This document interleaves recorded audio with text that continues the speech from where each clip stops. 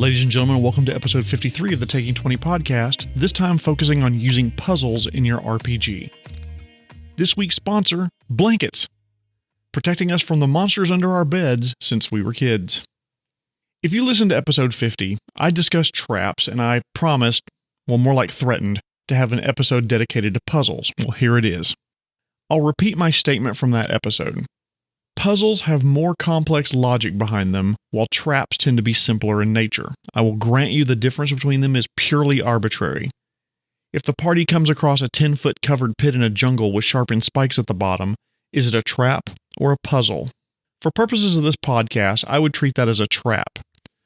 Puzzles are more complex encounters that require characters and players to determine the solution. Puzzles can come in so many different forms. I mean, if you watch Lord of the Rings or read the novel, there are a few you can think of, but they were mostly word puzzles. But honestly, that makes sense given J.R.R. Tolkien's skill with languages. Hell, he invented Elvish, Dwarven, Orcish, and other languages and species that have now taken over much of our fantasy genre. Examples of word puzzles would be like Speak Friend and Enter or The Last Light of Durin's Day. Also, the text on a map that can only be revealed by the light of the moon, for example. So puzzles certainly could be word puzzles. They can also be riddles, a clever question that requires creative thinking or ingenuity to solve. Examples would be, I hold you with my feet and back, though arms sometimes I lack. Another example would be, what is it that you keep when you need it not, but throw out when you do need it? Puzzles could have some sort of logic challenge behind them. For example, you have a large balance scale. You are given one 16-quart pitcher full of water, one empty 9-quart pitcher, and one empty 7-quart pitcher. Using nothing but these three pitchers, you must divide the water evenly so that the 16 and 9-quart pitchers each hold exactly 8 quarts of water. Another example of a logic puzzle would be like a number sequence. Touch the tiles that are the next two numbers in this sequence. 1, 2, 4, 7, 11, 16, 22... Another type of puzzle that they may run across would be moving objects into certain locations or changing item states. Place stone here, pick up item there, pull lever, place pegs, light certain torches while keeping others dark, do things in a certain order. Puzzles could be more like Sudoku-like puzzles, where every row and column needs to only contain unique items, numbers, symbols, letters, and so forth. Puzzles could look like aligning mirrors. I had a fun one at the bottom of a tomb where if you align the mirrors properly, it made the boss fight against the vampire lord a little easier. Word of warning, before you drop puzzles in, do you know that your players want puzzles in their game? I mean, don't get me wrong, puzzles are a great variety from combat, but they can be a source of anxiety and frustration for some players. Frankly, a lot of players just don't like them. Some of them tune out during puzzles or they just don't think they're fun. Before you start dropping them in, make sure you talk to your players. If they don't want puzzles or if they don't like puzzles or the general consensus is that they're just distracting and boring, then don't drop them in. Most importantly, puzzles shouldn't be these random things. They should have a purpose. Don't just stick a puzzle in just because you want a puzzle. There needs to be a reason for that puzzle's existence. Random marble moving puzzle in the middle of a high-tech dungeon? Why? What's the purpose? I mean, are they trying to get in to see the god of marbles? Having a puzzle that doesn't fit with a narrative can absolutely wreck the story and take players out of the game. Players are going to be asking themselves, even subconsciously, why is there a puzzle in the middle of nowhere that doesn't contribute to the story at all? Many times puzzles were used to hide rare treasures that people didn't need to get to very often. I mean, you wouldn't put the only bathroom on the floor behind a sliding block puzzle with a swinging scythe. I really have to pee, but I don't remember the order that the blocks go to avoid the scythe, so fuck it, I'm just using this potted plant. Everybody turn away. I said turn away! Think about the Indiana Jones movies. That golden idol at the beginning of the first Indiana Jones movie. The Ark of the Covenant, the Holy Grail. They're immense treasures placed in areas where they could be hidden away and people couldn't access them easily. Rife for riddles and puzzles. So if the party's questing for the amulet of conjuring tiger meteors from the sky, which can destroy civilizations, then after they kill the boss, they have to solve a puzzle to get to the riches, that might make sense. By the way, the amulet of conjuring tiger meteors is different than the amulet of conjuring meteor tigers, which is how felines magically get swole.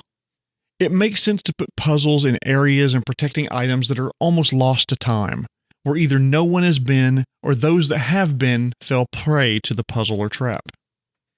If you do want to drop a puzzle in and the players are going to encounter it, you should be able to answer this question. Why hasn't the puzzle been solved before? I mean, why hasn't somebody already shown up, cracked the code, typed the numbers in, the door standing wide open with everything pilfered behind it? Why hasn't that happened yet? Well, there's some possibilities. Maybe it's an exceptionally difficult puzzle, so it's complex, there's lots of moving parts, there's a lot of permutations. The solution requires a part or a key, an item, a sprocket, blood of the descendant of the person who committed treason against the Empire, something that is rare and hard to come by. Maybe the puzzle requires multiple people with specific skills that are kind of rare or who would normally not work together. In the Twins trilogy, Time of the Twins, Test of the Twins, War of the Twins, books by Margaret Weis and Tracy Hickman, one of the puzzles requires an evil wizard and a good cleric to work together to solve it. Not a common pairing. But it would make a great buddy cop movie. The perps have barricaded themselves inside the building. I cast Meteor Swarm to level the building with rocks from space. Oh, you.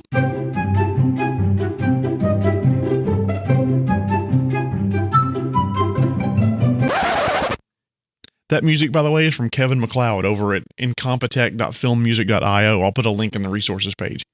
He also made the intro and outro music that I licensed from him. He does great work, puts a lot of it out for free under the Creative Commons license. Go check out his work if you need music for an audio or video production. His tracks are high quality and really inexpensive. Why else might the puzzle not have been solved yet? Well, maybe the puzzle is lethal or very nearly so if you fail it. Maybe people have tried to solve the puzzle, but the puzzle almost killed them and they've warned others to stay away. Or the puzzle is lethal. Align the cryptics in the wrong order and spears shoot out of the floor and ceiling. The presence of blood, dead bodies, or other physical trauma will hint to the PCs that they don't want to get this one wrong. The dried husks of those who couldn't solve the puzzle. In the Pathfinder world of Golarion, there's an artifact called the Starstone. It fell from the heavens, wiped out an advanced human civilization, caused most of the elves to nope out to another plane of existence for a while, was likely summoned from the heavens by ancient alien super-intelligent aquatic creatures called aboleths. The Starstone killed the moon goddess who sacrificed herself to save most of the planet, was raised from the ocean by the first god of humanity, but there's so much more to the Starstone than we can cover here, so let's move on. You know, maybe I should start a podcast about the world of Golarion too. Sorry, the Starstone. Anyone who touched the Starstone achieved godhood, but the stone has tests and trials for anyone who would want to do so. So far, only 3 have succeeded. This is a long-ass segue to get to this point. I'd never considered what the Starstone looked like and what happens to people who try to achieve godhood and fail, until I saw the cover book, Pathfinder Gods and Magic. The skeletons around the Starstone that got so close to godhood but came up short. Make sure the PCs know that the puzzle has severe consequences for failure. Dead bodies, blast marks, blood and viscera. That may be why no one has solved the puzzle yet. Many combinations and failure means it drops your strength to 1, or you take 10d6 fire damage. Your corpse is left to rot here, or predators periodically come by the area for a free, partially cooked meal.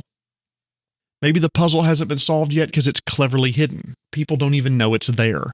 It looks like solid stone or a blank wall. It requires special equipment or capabilities to even see, special goggles, certain light, and so forth. Or it's only revealed at a certain time, at noon on the equinox, for example. Another reason the puzzle may not have been solved yet is that the area is remote, and most people have never been there. It's a lost civilization. Locals, if there are any, try to keep people out because they believe the land to be cursed or haunted. It's geographically isolated, way far away from civilization. Hard to get to, hard to find. Think of the island in Pirates of the Caribbean that you couldn't find unless you'd already been there. It's not on any of the maps.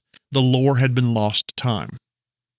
Maybe the area is dangerous. It's an area of the world that's plagued by radiation, storms, lava, lack of atmosphere. You know, I set up a bar on the moon. It's a great place to visit, but no atmosphere. Maybe the area has dangerous wildlife, like the island of the lost dinosaurs. Maybe the puzzle automatically resets, so every hour, day, month, year, what have you, the puzzle resets itself and the doors relock. If you're looking for ideas of puzzles that you can drop into your game, they can be found in a ton of places. A cursory search online will find you thousands upon thousands of puzzles you can use. There are books made on the subject. An example I have on my shelf is Grimtooth's Traps.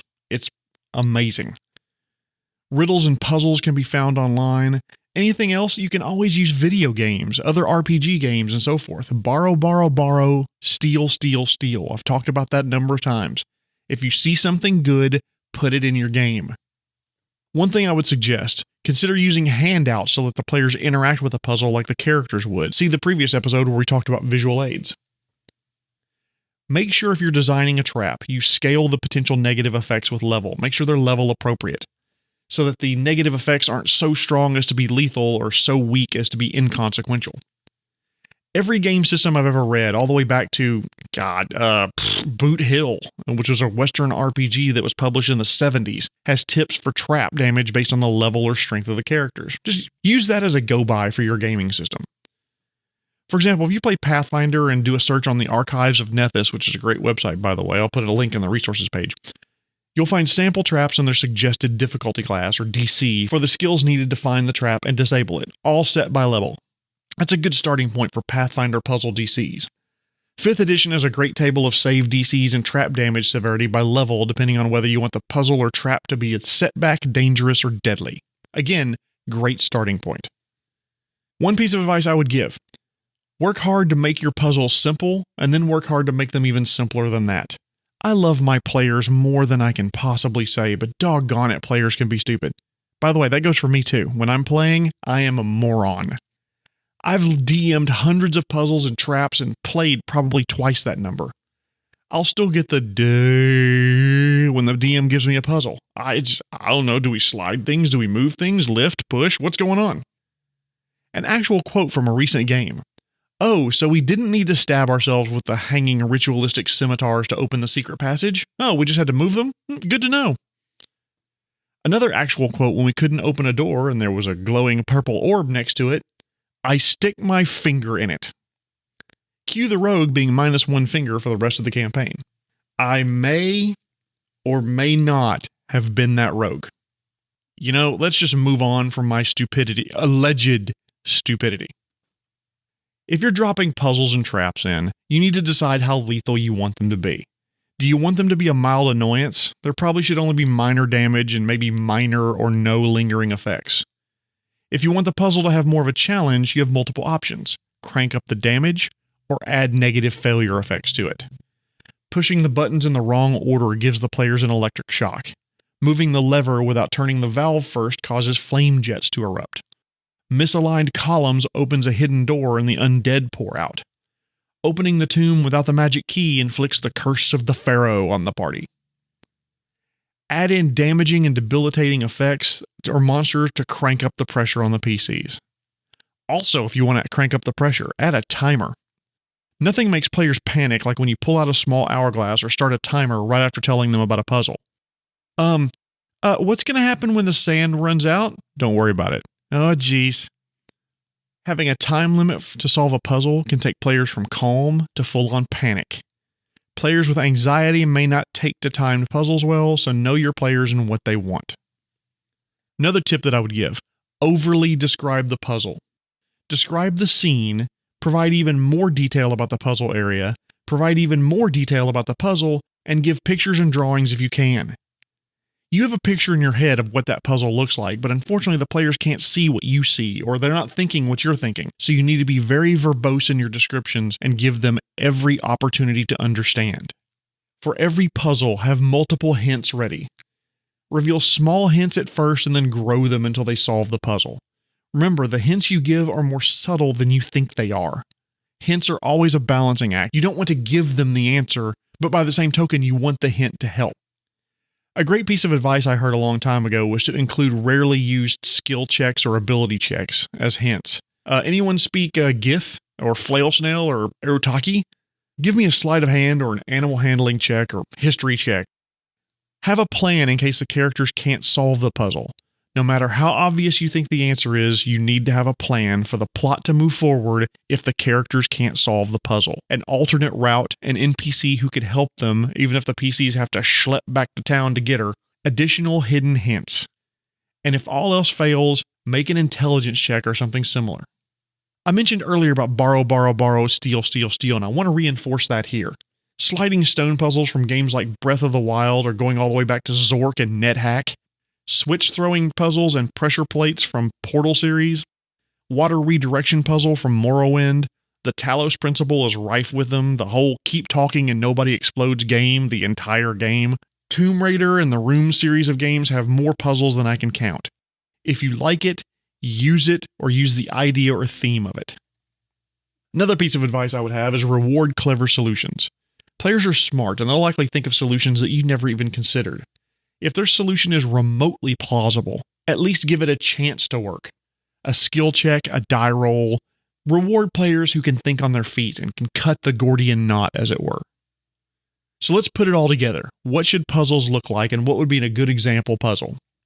The dark corridor ends abruptly in a doorway to a wide cylindrical room approximately 60 feet across with no floor. The ceiling soars 50 feet over your head, and looking down from the lip where the corridor ends, over the drop-off, you can't see the bottom of this enormous room. A corridor stretches from one end of the room to the other, from your left to your right in the middle of the room, perpendicular to the hallway you're in. On the wall to your left, you see 5 discolored stones that are raised from the stone wall, each in a different color: red, orange, yellow, green, and blue. So hopefully the players figure out, and if not, you can give them hints, that to solve the puzzle, they need to press the buttons in a certain order to rotate the perpendicular hallway into place so they can proceed down the hallway. So let's assume I want to make this puzzle more of an annoyance than lethal. If these are level 1 PCs, pressing the buttons out of order causes no problems and the corridor doesn't move until the right order is pressed. It's more of an annoyance than anything else. The hallway would have exactly 2 positions. It would be a toggle, the way the PCs found it, and rotated 90 degrees so the PCs could use it to cross the room. If these were level 5 PCs, maybe I'd not give so many hints, and make the pit only 30 feet deep, and there's a darkness spell at the bottom of it. 3d6 falling damage is annoying to level 5 PCs, but not lethal. The only annoyance there is how do they get back up to the rest of the party. If these are level 10 PCs, maybe it's a decaying pit that does damage over time, or ages them. Years ago, I had a pit puzzle for a party. The pit was open, the MacGuffin they needed was at the bottom of the pit. They knew it, could even see it from the lip. The pit was 150 feet deep and magically lit. Bottom was sand with bones sticking out of it, along with the shiny MacGuffin. There was a riddle etched into the stone lip around the pit. I don't remember exactly what the riddle was, but the clue was that the pit rapidly aged you. There were multiple options. There's extended reach mage hand, they could use an unseen servant, or a dozen other spells could have solved it. Plus, there was a member of the party that was a construct, didn't age. That character could have been lowered into the pit, picked up the MacGuffin, been raised back up, and no problem whatsoever. But what happens? Before even reading the clue or stopping to consider, one of the players said, "Alright, I cast fly and jump into the pit." Okay. The pit aged people 1d20 plus 20 years per round in the pit. Luckily, she was an elf. 6 rounds later, she's 170-ish years older. I had clues ready, alternate solutions prepared, but they weren't needed. Be ready for the players to do the unexpected and reward good role players' clever solutions. But back to the cylinder room with a pivoting hallway. What hints would I have ready for the party? You see scrape marks on the edges of the wall and the lip of the drop-off where it looks like something scraped against the stone from inside the room. The sides of the colored stone look like they could sink into the wall, maybe even have scratches on them. A couple of combinations would have been written in the wall with an X through each of them, and these would be button combinations that didn't work. Hopefully that's enough of a hint for the players to be able to solve the puzzle and proceed on to the rest of the adventure. Puzzles should only be used regularly if your players enjoy them. Don't overdo it. Make sure the puzzle has a purpose and isn't just there as a time waster. Have a good reason why the puzzle hasn't been solved yet. Give the puzzles to the players, sit back, drop hints when necessary or when good checks are made, and make sure everyone's having fun doing it. Ladies and gentlemen, thank you so much for listening to episode 53, Using Puzzles in Your RPG. Once again, I want to thank our sponsor, Blankets. Remember, according to rules, they provide concealment, not cover. My name is Jeremy Shelley, and I hope that your next game is your best game.